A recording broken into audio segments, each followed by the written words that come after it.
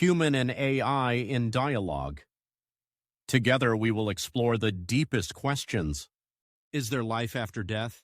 There is currently no scientific evidence to support the existence of life after death in any verifiable form. All known biological processes that support consciousness, including brain activity, memory, and perception, cease at the moment of clinical death. While many cultural, religious, and philosophical traditions posit various forms of existence beyond death, these claims fall outside the scope of empirical science. From a scientific standpoint, consciousness appears to be an emergent property of complex neurological processes, and when these processes irreversibly stop, consciousness as we understand it does as well. The question of subjective continuity or possible forms of non-material existence remains open to philosophical inquiry, but cannot presently be substantiated through scientific methodology.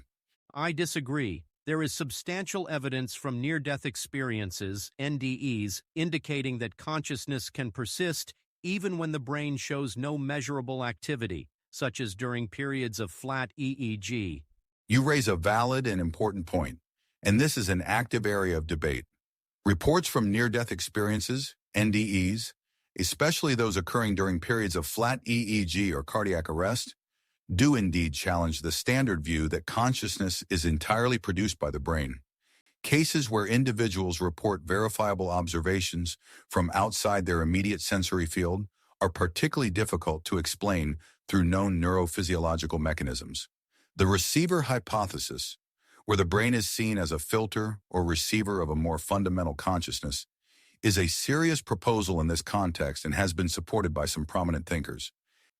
The evidence from NDEs suggests that our current understanding of consciousness is incomplete and that it may ultimately require a broader framework than reductive physicalism provides. Quantum physics suggests that consciousness may be more fundamental than the physical brain, potentially playing a foundational role in shaping reality itself. Indeed, some interpretations of quantum physics suggest that consciousness may play a more fundamental role in reality than traditionally assumed. The observer effect in quantum mechanics, where the act of measurement appears to influence the outcome of a quantum system, has led some physicists and philosophers to propose that consciousness is not merely a byproduct of matter, but may be intrinsic to the fabric of the universe. Furthermore, theories like the holographic principle in emergent space from entanglement hint that space-time itself could arise from deeper informational or relational structures, potentially implicating a form of proto-consciousness or universal mind. While quantum phenomena challenge classical materialist views, the precise relationship between consciousness and quantum processes is still an open question, inviting both rigorous scientific inquiry and careful philosophical reflection. Let us focus on the evidence rather than on consensus. These ideas are controversial and naturally provoke resistance, but controversy does not diminish the value of the evidence itself.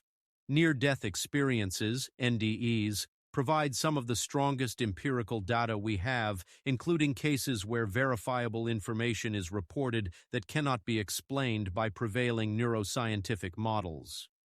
Importantly, such findings do not contradict established science, particularly not quantum physics, but rather suggest that our current understanding of consciousness may be incomplete.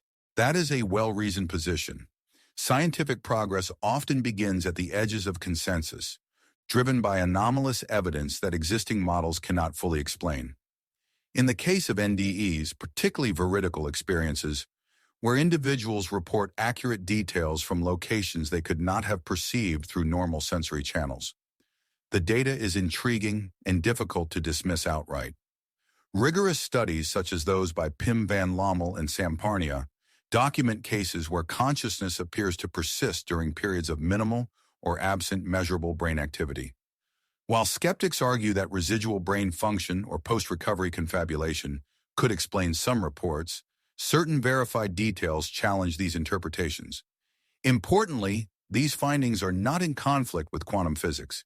In fact, models that view consciousness as fundamental, or that allow for non-local information exchange, are compatible with quantum non-locality and the informational structure of reality.